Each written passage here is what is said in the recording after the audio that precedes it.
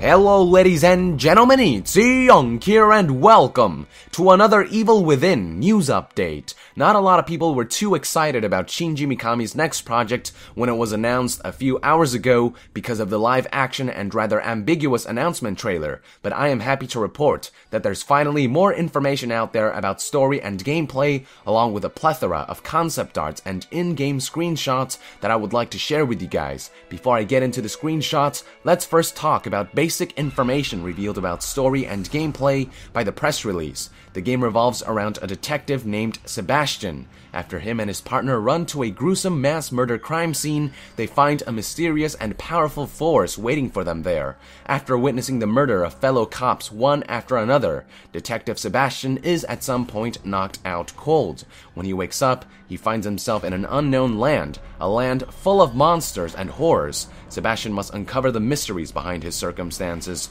fight his way through this world of death, survive, and get the hell out of there. Thus far sounds like a very interesting setup, and hopefully the mystery behind these circumstances end up being something good and worthwhile.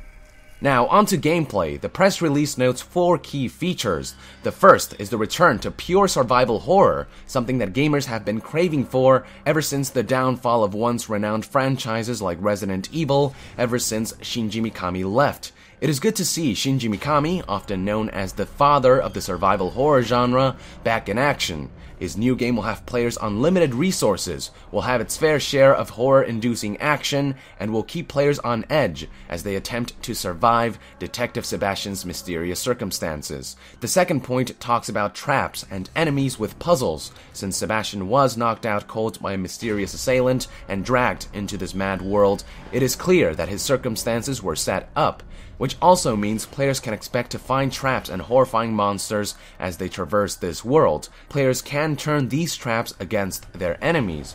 The third point describes an unstable world, which will warp around Sebastian. Hallways, walls, doors, rooms, edifices, and even nature itself will transform in real time based on players' actions, which will further serve to elevate the horror aspect of the game. Last but not least, the press release talks about the world. The game will strive for a lush world, memorable characters, and a polished story that will keep players sucked into this game of horror. The game will also strive to give players a good challenge and great satisfaction in conquering the fears and horrors that await them. Honestly, I am beginning to look forward to this game quite a bit more now. It is great to hear that the game will focus on the survival horror aspect rather than trying to be a horror Michael Bay movie like Resident Evil 6. Hopefully Shinji Mikami delivers. It's been far too long since I've played a game that genuinely scared me shitless. In Shinji Mikami, I trust. Alright, on to the good stuff, the screenshots. Now, since this is a new franchise, I can't really analyze things as specifically, but these screenshots definitely speak volumes about the upcoming new game. The second I laid eyes on these screenshots, the first thing that came to mind was, yup, this is a Shinji Mikami game, alright. It has this kind of Resident Evil 4 feel to it. I mean, look at this concept art. It looks like the village on steroids. We also get the whole cop setup going on, which fans of early Resident Evil games will be familiar with. The undead also make a return, as can be seen in a variety of screenshots, but with a more distinct and mystical look. In fact, the atmosphere and setup of the game as a whole has a more mystical feel to it. The game seems to be less of a sci-fi a la Resident Evil, which I think will be a nice change of pace. I think it is also likely we won't be seeing high-tech labs or viruses, but who knows.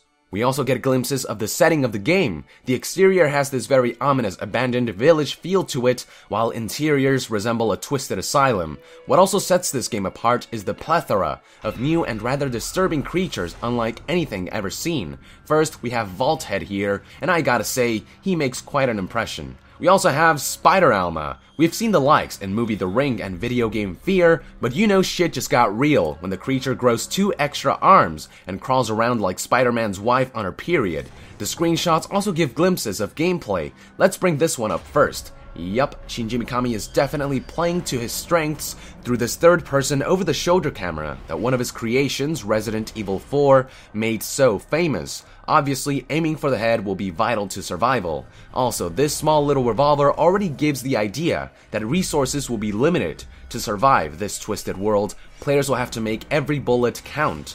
and I really hope that's the case throughout most if not all the game. Players will also eventually have access to a classic shotgun, which should help in fighting larger hordes and enemies. Stealth also seems to play a role in the Evil Within, as can be witnessed in this screenshot. Hopefully this means players can occasionally choose to sneak past their foes. And there you have it, ladies and gentlemen, everything about the story and gameplay thus far as revealed by Bethesda Softworks press release along with IGN screenshots. I'll be keeping my eye out for this game, so to be further updated on The Evil Within, be sure to join the NASIAN and subscribe to Young Yeah. I also cover and review other AAA franchises and games. Also, look forward to my game cinemas, such as the upcoming Skyrim movie Dragonborn, coming on summer of 2013. I'll see you guys next time, thank you very much, and Young out!